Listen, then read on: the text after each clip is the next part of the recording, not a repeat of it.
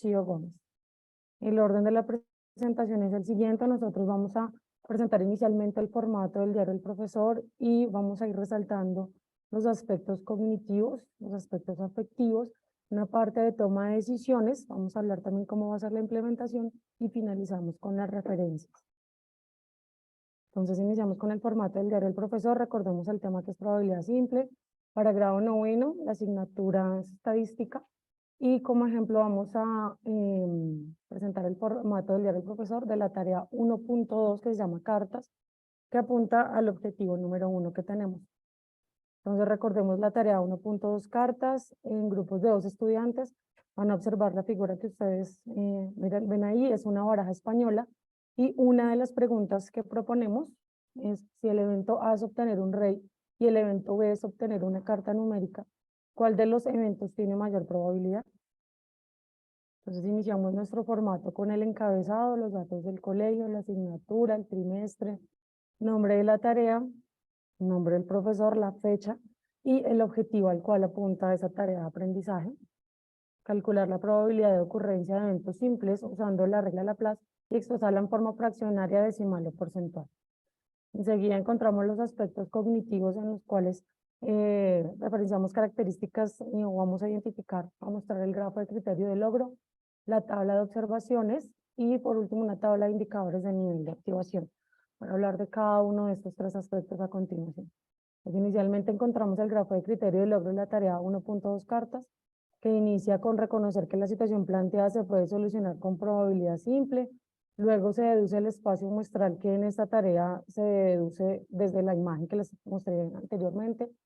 Luego utiliza la regla de Laplace, vienen sus tres representaciones, fraccionaria, decimal y porcentual, y finaliza con la interpretación y uso del valor numérico para dar solución a las preguntas que plantea la situación problema.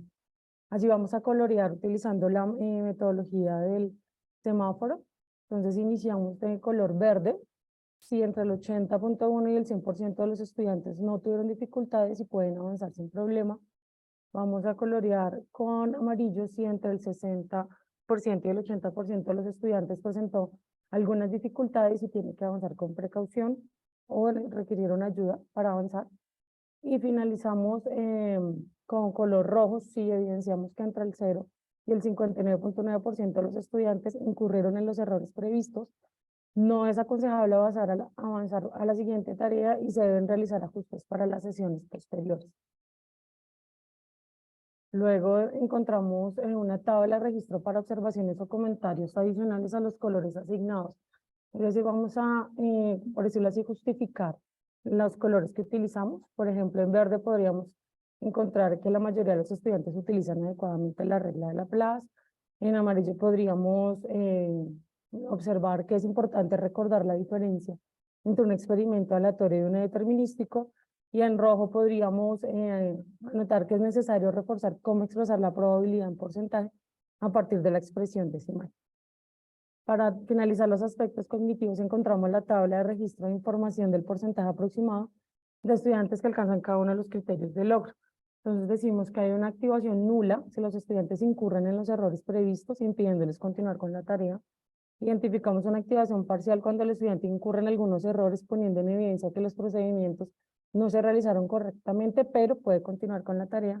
Y evidenciamos una activación total cuando el estudiante no incurre en ninguno de los errores previstos, realiza los errores correctamente y la información que produce pues es correcta, lo que permite continuar con la resolución de la tarea. Aquí presentamos el ejemplo del criterio de logro 1.1. Recordemos que ese criterio reconozco que la situación planteada se puede solucionar con probabilidad simple y podríamos hablar de la, por ejemplo, activación nula. Si el estudiante presenta dificultad para reconocer que la situación planteada se resuelve con probabilidad simple, incurriendo en el error E1, que es confundir el azar en situaciones, problema de tipo aleatorio. Pasamos a los aspectos afectivos que vamos a tener en cuenta y dentro de nuestro formato vamos a encontrar una tabla de aspectos afectivos y el matematógrafo. Entonces, encontramos dentro de los aspectos afectivos en nuestro formato una tabla en la cual vamos a identificar el nivel de consecución, ya sea medio, bajo o alto, de las expectativas afectivas que nosotros propusimos para esa tarea o a los que apunta esa tarea. Tomamos como ejemplo la expectativa afectiva 1, es una de las expectativas a las que apunta dicha tarea. La expectativa es desarrollar interés por argumentar soluciones de situaciones, problema asociadas a la probabilidad simple. Y, por ejemplo, el indicador alto es el estudiante muestra interés y alegría al participar en las puestas en común para argumentar las soluciones encontradas, al resolver los problemas asociados a probabilidad simple. Dentro de los aspectos afectivos también encontramos el matematógrafo. Nosotros los indicadores encontramos en la parte de abajo, los pusimos en términos del docente. Por ejemplo, la primera, los estudiantes sabían por qué y para qué debían resolver la tarea. Es decir, es la misma observación que tienen los estudiantes en su matematógrafo, solo que aquí están términos del docente. Esto nos va a permitir contrastar las percepciones de los estudiantes y las de nosotros.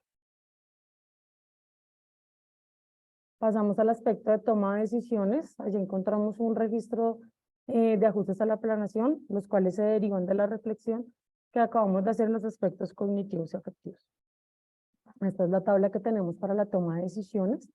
Vamos a encontrar las tomas de decisiones respecto a los aspectos cognitivos. Allí vamos a mirar las acciones ejecutadas, acciones para ejecutarse en las próximas sesiones, acciones no previstas comprendidas durante la sesión y las observaciones de los trabajos corregidos de los estudiantes de la muestra que se toman.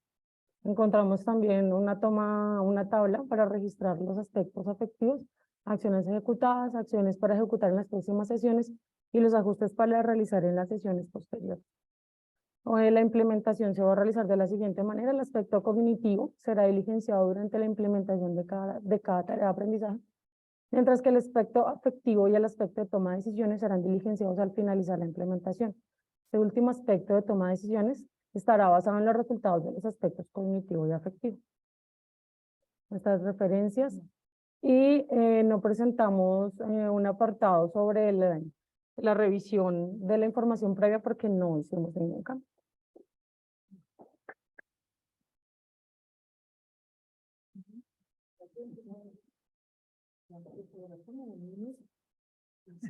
Para la próxima.